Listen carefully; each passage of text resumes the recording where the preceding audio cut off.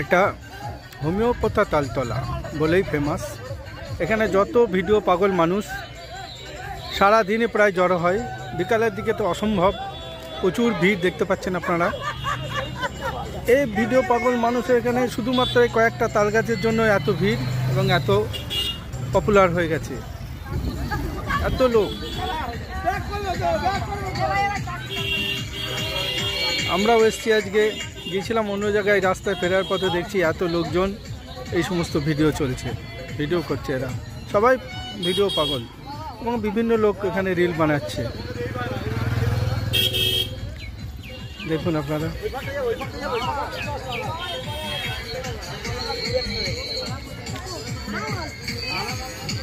এই আমার Gharwali egg roll খাচ্ছে বসে বসে।